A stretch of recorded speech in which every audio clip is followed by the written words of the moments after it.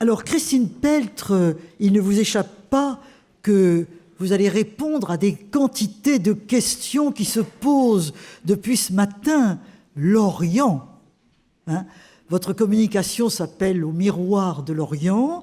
Et vous êtes professeur d'histoire de l'art contemporain à l'Université de Strasbourg. Et vous avez publié beaucoup, hein, déjà sur l'orientalisme, les orientalismes, etc. Et alors, vous avez notamment publié un livre sur Delacroix, hein, qui s'appelle Le buisson ardent. Et puis, beaucoup plus récemment, tout à fait récemment, Femmes ottomanes et Dames turques. Hein. Et c'était une présentation de cartes postales érotiques des années 1900. On se retrouve toujours les années 1900 dans la maison d'édition Bleu Autour, qui est vraiment fascinant. Hein, c'est extrêmement intéressant. Alors, comment on n'a fait que parler de l'Orient, comme si l'imaginaire érotique, du moins de cette époque, ne se construisait que par l'Orient. C'est tout à fait surprenant. Alors, on vous écoute et on vous attend. Merci beaucoup. Je remercie aussi les organisateurs de l'exposition de m'avoir invité. Nous rentrons à nouveau dans la maison Philibert, déjà élue par Emmanuel Pernoud, et je vous la propose pour entrer dans l'imaginaire orientalisant de la prostitution au XIXe siècle. On peut en effet se laisser guider par la visite littéraire d'une maison close, celle que Jean Lorrain a imaginée dans son roman de 1904, La maison Philibert. Préparée dès l'adolescence de l'auteur par la fréquentation des bars à matelot de Fécamp et du monde des gigolos et des prostituées d'Étretat, l'ouvrage nous donne quelques clés pour vivre la maison close au quotidien. Parmi les clients, on remarque notamment, je cite, les lettrés de province, les hellénistes de sous-préfecture et les bureaucrates, grands liseurs de Pierre Loti et d'Anatole France. C'est entre ces deux noms, Loti et France, ou plutôt les univers qu'ils représentent, mettant en scène les Orients anciens et contemporains, les fantasmes du temps long et de l'espace, disait tout à l'heure Alain Corbin, que nous aborderons cet imaginaire à la fois dans ses sources et dans leurs variations. Monsieur d'Anglebert, receveur des contributions à Aubry-les-Épinettes, qui est l'un des héros du livre, célibataire, quadragénaire, et donc un érudit, surnommé par l'une des filles le crampon des contributions, auquel elle préférerait, dit-elle, un retour d'escadre. Auteur d'un opuscule, il est donc l'auteur d'un opuscule sur Thaïs de Corinthe. En choisissant assidûment la personne de Rebecca, au profil prétentieux et classique, dit Jean Lorrain, des Fatma de Chromo et des Rachel à la fontaine des estampes bibliques, d'Anglebert se rapproche en quelque sorte de ses sujets d'étude et témoigne du rôle joué dans l'imaginaire du temps par certaines figures de l'histoire et des lettres, ce que Lorrain appelle, je cite, le stock adorable et flou des héroïnes lointaines. L'Antiquité fournit donc en partie ce stock, avec la figure de Thaïs, ressurgie d'un roman d'Anatole France publié en 1890, dont le succès s'est prolongé dans l'opéra adapté du roman par Louis Gallet et mis en musique par Massenet. Ce conte philosophique, exhumant la légende de Sainte Thaïs, prostituée alexandrine du IVe siècle, convertie par le cénobite Paphnus, présente une figure attirante par son ambiguïté entre luxure et sainteté, et va susciter une profusion d'images dans le livre illustré, comme sur la scène lyrique et théâtrale. On voit au passage, dans cette aquarelle de Bianchini, comment les découvertes de l'archéologie, ici celle des statuettes de Tanagra, qui datent déjà des années 1870, ont beaucoup fait pour composer une antiquité plus quotidienne et surtout plus sensuel. Flou, le stock des héroïnes lointaines le semble aussi dans l'esprit de Jean Lorrain, car la dénomination Thaïs de Corinthe peut introduire une confusion avec la courtisane Laïs, que l'on peut donc aussi, dans le doute, associer aux réminiscences inspirantes de Danglebert.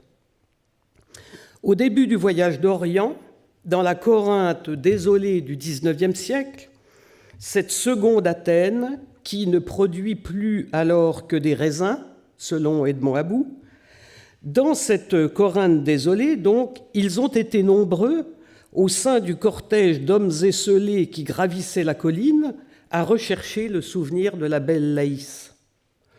Non licet omnibus adire Corinthum. Il n'est pas possible à tous d'aller à Corinthe. Telle est l'inscription qui figurait sur le cartouche de la version définitive, donc qui n'est pas celle-ci présente dans l'exposition, de l'œuvre de Jérôme, exposée de façon posthume en 1904, rappelant, donc cette formule rappelait le tarif dissuasif des hiérodules, prostituées sacrées présentes dans l'enceinte du temple consacré à Aphrodite. Là encore, l'Antiquité se fait plus proche.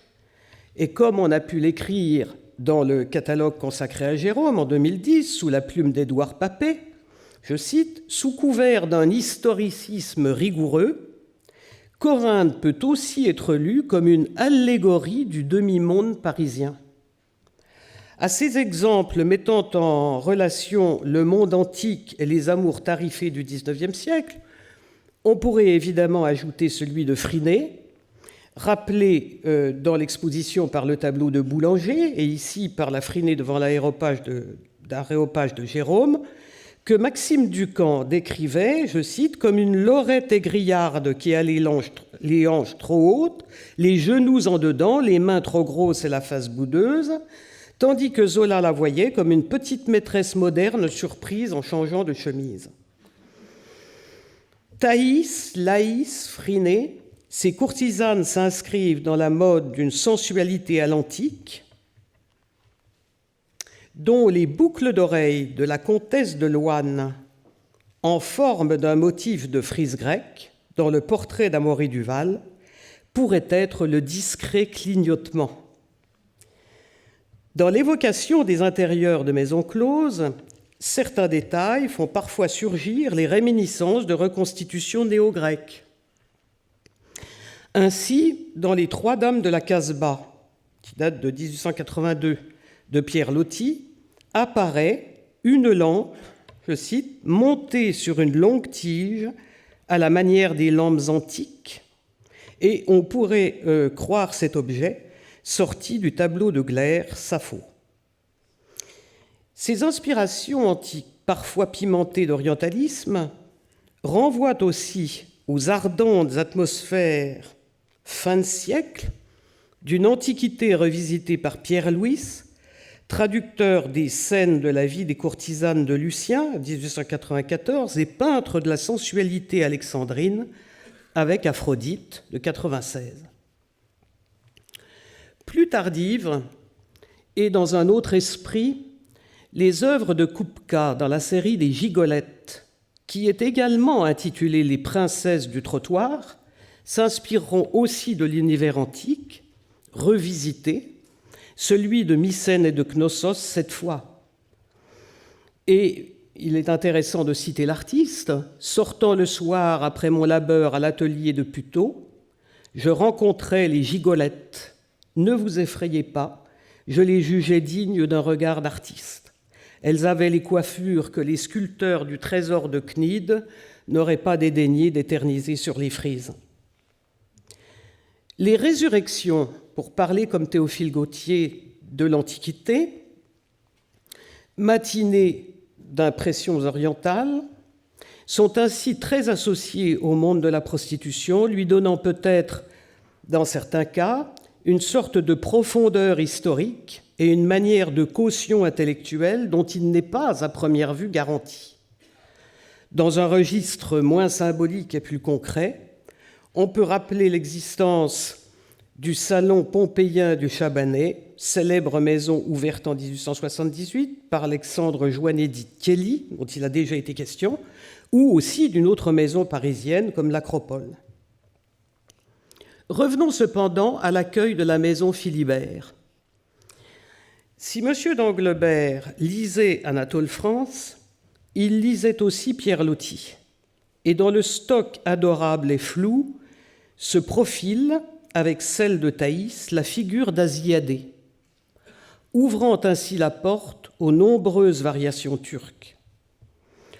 Jeune femme aperçue dans un haremlik de Salonique et dont s'éprend Loti dans le roman de 1879, Asiadé, à la différence des héroïnes citées plus haut, mais auxquelles elle est associée dans le livre, n'est pas une courtisane.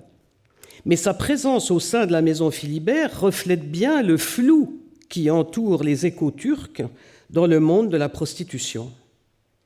Les récits ardents de voyageurs, narrant depuis plusieurs siècles des scènes auxquelles ils n'ont pas directement assisté, nourrissent les fantasmes. Ainsi, celui de Nicolas de Nicolet, Navigation et pérégrinations orientales, de 1568, orné de figures gravées, connaîtra un rayonnement durable dont témoigne le bain turc d'Ingres, qui lui emprunte au moins une figure, celle de la turque au bain, que l'on voit passer au milieu de la composition et que vous venez de voir chez Nicolet, comme peut-être d'ailleurs l'atmosphère générale, qui est assez proche de ce que décrit Nicolet, la luxurieuse lascivité féminine qu'il évoque, qui est très différente du texte souvent cité à propos du bain turc d'Ingres, emprunté à Lady Montagu, beaucoup plus empreint de retenue et de pudeur. En dépit d'autres représentations, plus rares, il est vrai, comme celle de Melling du début du XIXe siècle, très appréciée de nos jours par le grand romancier turc Orhan Pamuk, qui l'a décrit dans son livre « Istanbul, souvenir d'une ville », en parlant de sa facture digne et délicate, aux antipodes de la vision fantasmatique des femmes du harem qu'ont les Occidentaux. Donc, en dépit de ce type de représentation du Hamelin, la vie du harem, qui historiquement est tout sauf un lieu de débauche, se voit intimement associée aux maisons closes au XIXe siècle. En témoigne, entre autres, l'expression de Maupassant dans la maison Tellier, qui, pour désigner l'établissement, parle d'un harem de filles. Cette association s'oppose évidemment aux témoignages historiques comme celui-ci, montrant un accouchement, figurant le harem, avec d'autres représentations comme un espace social, ce qu'évoquent aussi des ouvrages comme celui de Leila Hanoum, le harem impérial au XIXe siècle. Un passage célèbre de l'éducation sentimentale, qui a déjà été évoqué, du moins dans une autre partie tout à l'heure, de Flaubert, rappelle aussi cette confusion lorsque Frédéric et Deslauriers revivent leurs vacances d'adolescents. C'était pendant celle de 1837 qu'ils avaient été chez la Turque. On appelait ainsi une femme qui se nommait de son vrai nom Zoraïde Turc, et beaucoup de personnes la croyaient une musulmane, une Turque, ce qui ajoutait à la poésie de son établissement, situé au bord de l'eau derrière le rempart. Et je ne répète pas le passage déjà cité des demoiselles en camisole blanche avec du fard aux pommettes, etc. On peut rappeler dans cet esprit, et en regardant cette carte postale, assortie du commentaire de l'envoyeur, donc l'oisiveté est la mère du vice, on peut rappeler à ce sujet le texte sulfureux de Maupassant, À la feuille de rose, maison turque, courte pièce de théâtre, traitée dans une veine que le jeune auteur a eu l'heureuse idée d'abandonner. Cette obscénité fut jouée 2 fois, en 1875 et 1877, et publiée très tardivement en 1945 en tirage restreint. Elle était interprétée par des hommes, notamment par Maupassant lui-même et Octave Mirbeau, devant un parterre de qualité comptant Zola et Edmond de Goncourt. Il s'agit d'un couple de bourgeois de province qui descend dans une maison close qu'ils prennent pour un hôtel où résiderait l'ambassadeur de Turquie et son harem. L'ensemble est émaillé de réflexions du type « C'est un bien beau pays que la Turquie, avec ses tours, ses minarets, ses harems, ses forêts vierges. » Dans un exotisme de carton-pâte, qui peut faire penser au futur livre d'Apollinaire, Les 11 000 verges. Au milieu de la pièce se déroule l'inévitable morceau choisi de la danse d'Almée, en principe associée à l'Égypte, souvent apparue dans les récits du XIXe siècle sous un jour très licencieux, notamment dans la danse dite de l'abeille, et c'est bien effectivement le pas de l'abeille qui est exécuté dans cette pièce, qui est une sorte de striptease qui entraîne la danseuse à se dépouiller de ses vêtements, ce qui a scandalisé certains voyageurs du XIXe siècle, au point que le vice-roi Méhémet Ali a exilé les Almées dans le sud de l'Égypte. Celles-ci, cependant, font parfois l'objet de descriptions mesurées, comme celle de Goupil Fesquet dans cette planche du livre qui raconte son voyage avec Horace Vernet en 1843. On connaît par ailleurs la réserve de Carlotta Grisi, qui, dans le ballet de Théophile Gautier, La Péri, de 1843, devait exécuter ce pas de l'abeille. Et la critique de la revue parisienne a émis des réserves. Ses scrupules à l'endroit des évolutions de l'abeille ont été d'une discrétion exagérée, dit-on. Sur cette allégorie piquante, elle a jeté un voile trop épais. La peinture orientaliste n'aura pas ces scrupules, transformant l'apparition des Almées en aguichant préliminaire de maisons closes, et comme dans le tableau de Marinelli, ou aussi celui de Bouchard, tableau du musée d'Orsay. Goncourt a fait part, le 31 mai 1877, donc assez longtemps après la représentation, en même temps que la représentation, dans son journal, de ses impressions au sujet de la pièce de Maupassant. D'autant plus intéressante que, d'une part, dont il y a directement assisté, et d'autant plus intéressante qu'il n'est pas d'ordinaire facilement effarouché. Quand on lit son journal, on constate aisément. Et il trouve la pièce lugubre. Il y a au milieu une danse d'Almée sous l'érection d'un phallus monumental et la pièce se termine par une branlade presque nature. Je me demandais, ajoute-t-il, de quelle belle absence de pudeur naturelle il fallait être doué pour mimer cela devant un public, où il y avait des femmes, je précise, mais les rôles étaient joués par des hommes, tout en m'efforçant de dissimuler mon dégoût, qui aurait pu paraître singulier de la part de l'auteur de La fille Élisa. Le lendemain, Flaubert, alors je cite toujours Goncourt, parlant de la représentation avec enthousiasme, trouvait pour la caractériser la phrase « Oui, c'est très frais ». Frais, ajoute Goncourt, pour cette salauderie, c'est vraiment une trouvaille. C'est dans ce contexte que l'on peut évoquer, au 3e étage du Chabanais, l'existence d'une chambre turque, ainsi représentée dans un carnet offert aux habitués vers 1880, sur lequel on pouvait lire en arabe les mots « secret d'alcôve » que l'on voit ici. Refermons la porte de la maison Philibert, qui nous a entraînés assez loin, dans des variations diverses, et observons que, préparés par ces préliminaires, les voyageurs d'Orient vont chercher sur place à faire l'expérience de ces voluptés. On pense au chapitre « Les femmes » du Constantinople de Gautier. La première question que l'on adresse à tout voyageur qui revient d'Orient, dit-il, est celle-ci. Et les femmes ? Chacun y répond avec un sourire plus ou moins mystérieux selon son degré de fatuité. de manière à faire sous-entendre un respectable nombre de bonnes fortunes. D'autres auteurs sont beaucoup plus directs, tel Ernest Feydeau, dans son livre Alger de 1862, « Les Français arrivent à Alger affamés de mauresques ». Il n'est sans doute pas nécessaire de rappeler en détail cette course aux voluptés orientales dont les expériences de Flaubert auprès de la courtisane égyptienne Kouchouk-Hanem, une des Almées évoquées plus haut, reste l'exemple le plus fameux.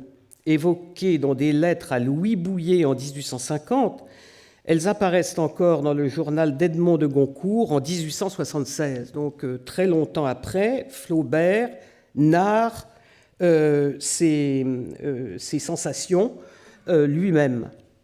Et il dit ceci: « On éprouve, voyez-vous, des jouissances infinies, des jouissances... » À cette extase, Edmond met alors un terme brutal. « Allons, Flaubert, c'est de la littérature, ça !» Le scepticisme de Goncourt, également formulé d'ailleurs dans d'autres passages dont je ferai l'économie, met en cause l'authenticité de la surenchère orientale. Avant que Monterland, dans La Rose de sable, paru en édition intégrale en 1867, bon, j'ai pris un petit peu de retard dans les photos, voilà. Donc La Rose de sable, paru en édition intégrale en 1967, a déconstruit le mythe, enfin a concouru à déconstruire le mythe de ce qui est appelé dans le livre la grande volupté orientale. Lorsque Monterland évoque les amours de son personnage, Oligny, avec une jeune prostituée marocaine, Ram, figure inspirée en partie par l'émotion qu'il a ressentie dans sa jeunesse devant un tableau de Pinchard semblable à celui-ci qu'il avait vu lors d'une exposition. Et il a évoqué tout cela dans une conférence de 1954. Avant cette déconstruction, on peut remarquer que les imaginations échauffées en Occident ne manquent pas en Orient d'établir des parallèles, des correspondances avec les pratiques des lieux quittés.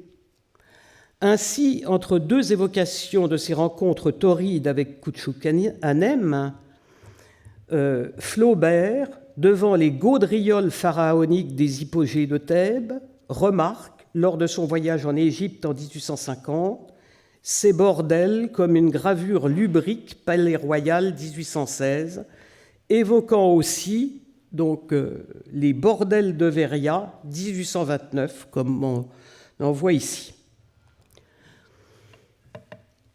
Des références aux maisons closes parisiennes contemporaines apparaissent dans les récits orientaux, engendrant des correspondances avec ce qui se passe de l'autre côté de la Méditerranée.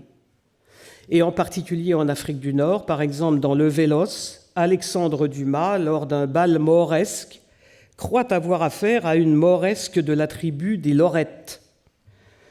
À propos des Ouled Naïl, Maupassant remarque « Elles ont, comme les filles de France, des protecteurs qui vivent de leur fatigue ».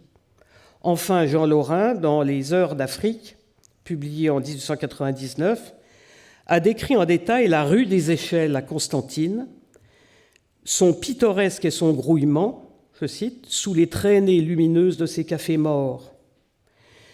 Le contexte, certes, se prête aux réminiscences classiques, comme celle des Mille et une nuits, dont on peut rappeler, et là voici un vitrail qui, semble-t-il, décorait une des maisons closes dans les années 20, les Mille et une nuits, dont on peut rappeler que la nouvelle traduction par le docteur Mardrus a fortement accentué, beaucoup corsé l'aspect érotique qui avait été épuré par Antoine Galland lorsqu'il avait traduit les contes au début du XVIIIe siècle. Mais si Lorrain évoque les Mille et une nuits, les circulations dans les lieux de la prostitution renvoient aussi aux réalités parisiennes, comme à El Cantara, où il retrouve Montmartre et, dit-il, certaines tables d'hôtes de femmes, où il fut quelque temps de mode d'aller s'asseoir à l'heure du dîner. des noms de belles en vogue sous l'Empire me montent aux lèvres, et il les décrit, il les cite. En conclusion, je dirais que alibis antiques à la manière de Jérôme ou de Pierre-Louis, stimulation factice dans un Orient de Gaudriol, il semble que se déforment les miroirs de l'orientaliste et que l'on pressente ainsi, comme on vient de le voir, le renvoiement. C'est ce qui apparaît assez nettement dès 1850 dans une lettre de Flaubert à propos d'un lupanar, comme il le dit, de Constantinople. On était là chez soi. Au mur, dit-il, il y avait des gravures tendres et les scènes de la vie d'Héloïse et d'Abélard avec texte explicatif en français et en espagnol. Ô Orient, où es-tu? Il ne sera bientôt plus que dans le soleil. Je vous remercie. Merci infiniment pour le déploiement de cet univers oriental qui a finalement eu tellement d'influence. On peut se demander d'ailleurs quelle influence ça pouvait avoir sur, j'allais dire, l'apparence, la mode pour les femmes en dehors des bordels. Enfin, est-ce que ça se diffusait, ce type de femmes brunes, hein, majoritairement, et dont les attraits étaient tirés de l'Orient?